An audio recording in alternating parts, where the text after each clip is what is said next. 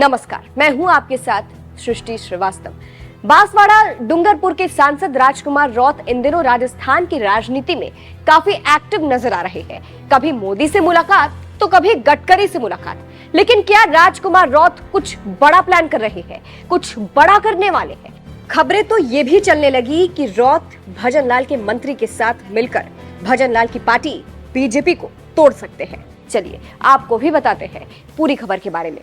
दरअसल social media platform x पर राजकुमार रौत का एक बयान तेजी से वायरल हो रहा है, जिसमें रौत भजनलाल सरकार के कैबिनेट मंत्री किरोड़ी लाल मीणा को अपनी पार्टी में शामिल होने का ऑफर दे रहे हैं। एक चैनल से बात करते हुए रौत ने ये बयान दिया है।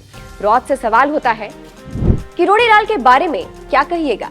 इसके जवाब में राजकुमार रौत कहते हैं, किरोड़ी लाल संघर्षशील नेता है, सदन से लेकर संसद तक संघर्ष कर रहे हैं, लेकिन सदन में संघर्ष करने की बात आई तो उनको वापस सड़क पर भेजने का कुछ लोग काम कर रहे हैं। तो हम कहना चाहेंगे, हम मानते हैं, सम्मान करते हैं, उन्होंने बहुत संघर्ष किया है। हम ये भी कहते हैं कि उनको हमारे साथ जुड़कर काम करना चाहिए।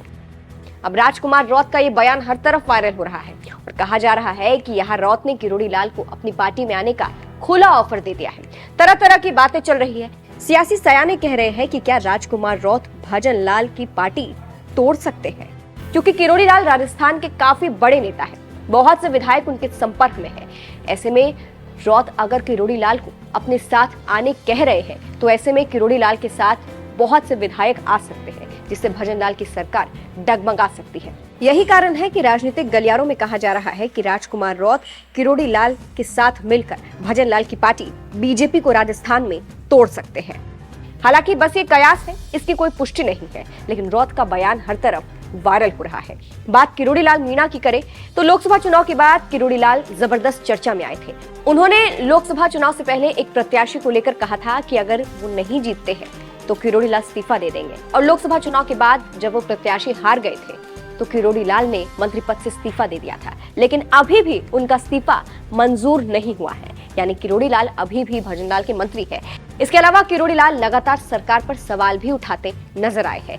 बात राजकुमार रौत की करें तो इन्होंने बीजेपी के बड़े नेताओं से फिलहाल मुलाकात की है। पहले केंद्रीय मंत्री नितिन गडकरी, फिर गृह मंत्री अमित शाह और फिर प्रधानमंत्री मोदी से सीधा रौत ने मुलाकात की थी। मीडिया रिपोर्ट्स के मुताबिक रौत ने प्रधानमंत्री को 17 सूत्रीय मांग पत्र सौंपा, खास तौर पर आदिवासियों को मिले विशेष संवैधानिक अधिकारों को सही से लागू कराने, डूंगरपुर बांसवाड़ा में पेयजल सिंचाई के साथ शिक्षा और स्वास्थ्य सुविधाओं के विस्तार से जुड़ी मांगे रखी थी। तो फिलहाल राजकुमार रौत अपने इन्हीं बयानों की वजह से चर्चा में है, और जिस तरह से उन्होंने किरोड़ी लाल को कहा है कि हमारे साथ आ जाए, इस ऑफर के बाद कई कयास लगाए जा रहे हैं।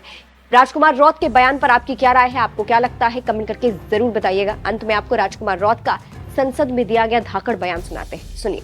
कर दिया, इसलिए बहुत कम समय बताएंगे। जो बोर्ड बना रहे हैं उसमें सभी का प्रतिनिधित्व होना चाहिए, और जो रेलवे है, गरीब मजदूर बेरोजगार उनके लिए एक सुलभ सस्ता एक परिवहन होता है।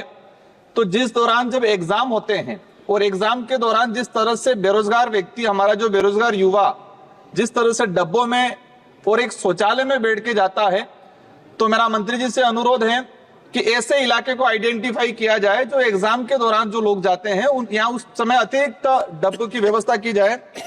माननीय सभापति महोदय, हमारा इलाका संसदीय क्षेत्र बांसवाड़ा डूंगरपुर, और बांसवाड़ा डूंगरपुर के अंदर एक रतलाम जो परियोजना है 2012 के अंदर उसकी सैंक्शन हुई, उद्घाटन हुआ, और आज जिस गति से चल रहा है मुझे लगता है कि 10 साल और लग जाएंगे।